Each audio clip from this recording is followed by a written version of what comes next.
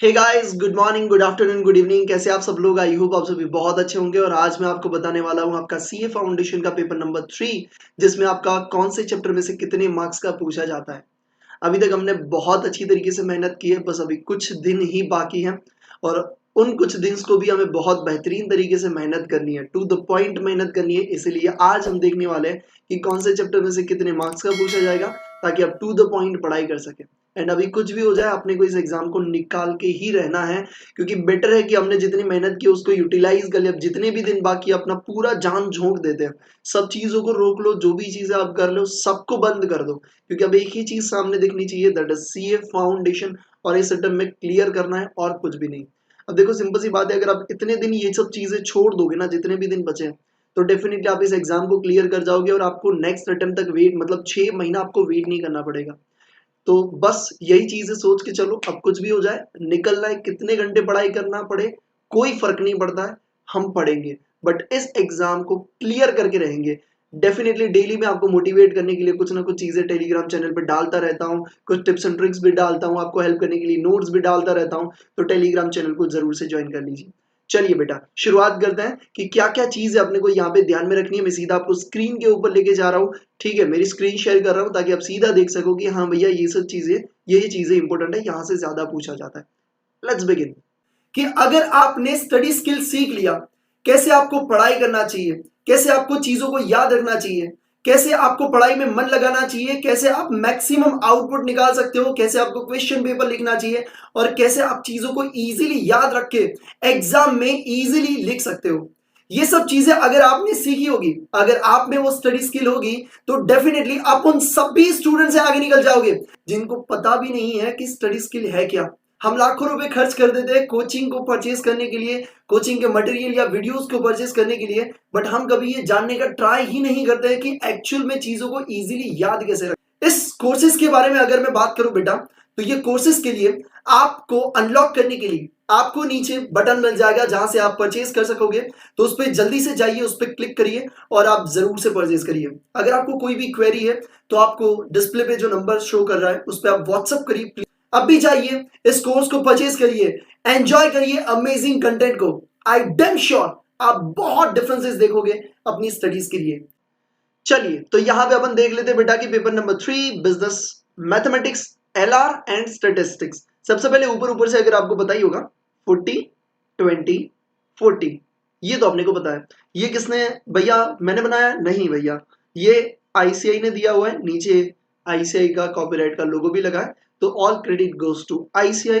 ठीक है, और ये मेरा खुद का नहीं है, इसलिए ऐसा नहीं कि भैया आप बोलो, मैं नहीं बोल रहा, ठीक है, आईसीआई बोल रही है, तब तो आपको ज्यादा ट्रस्ट होगा। तो सबसे पहले मैथ्स के बारे में बात कर लेते हैं बेटा। मैथ्स के बारे में अगर अपन बात करें तो सबसे पहला जो आपका पोर्शन रहता है, ठीक है, रेशियो एंड प्रोपोजिशन वाला जो पोर्शन है, ठीक है, तो और इक्वेशन मैट्रिक्स वाला भी इसमें कवर हो जाता है, और एलआई वाला भी यहाँ पे आपका कवर हो जाता है। तो इन तीनों चीजों को मिलकर आपको कितना यहाँ पे वेटेज कवर कर रहा है?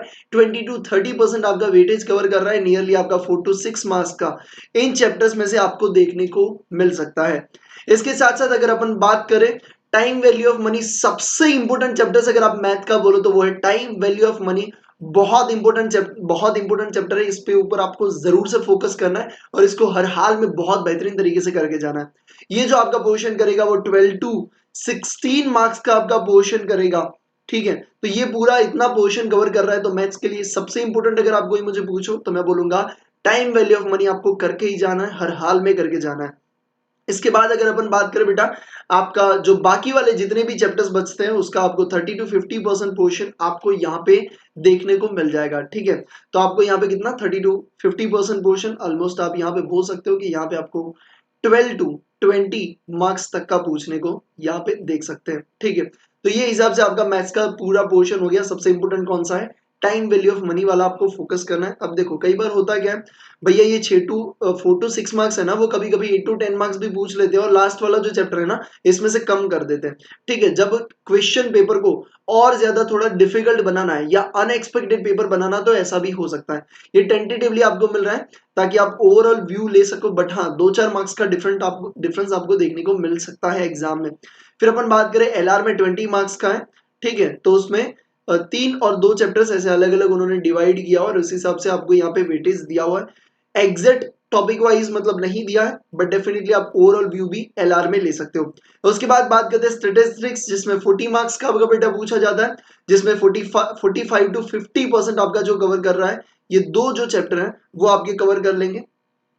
ठीक है, representation of data and measurement of central tendency and dispersions. ठीक है, तो ये सब वाले जो चैप्टर है, ये दो दो जो है वो आपका 45 टू 50 मार्क्स यहाँ पे कवर कर लेंगे, मतलब 18 टू 20 मार्क्स का आपको यहाँ से पूछा जाएगा। ये दो टॉपिक्स में से आपको पूछा जाने वाला है।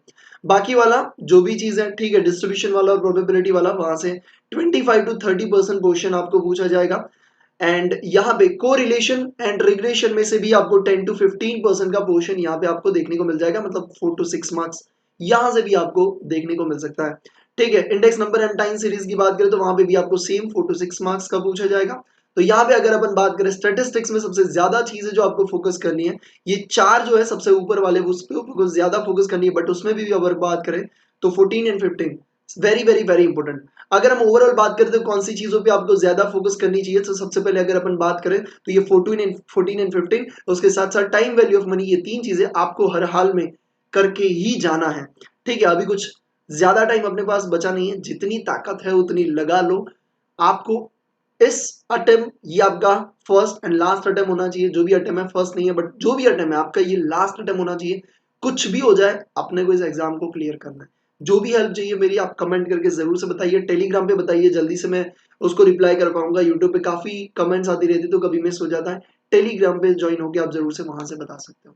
Thank you so much for watching this session. I hope you get an idea कि कहाँ से क्या क्या चीजें पूछ सकते हैं, और अगर आपको कोई भी हेल्प चाहिए तो डेफिनेटली आप मुझे पूछ सकते हो। Thank you so much. जय हिंद।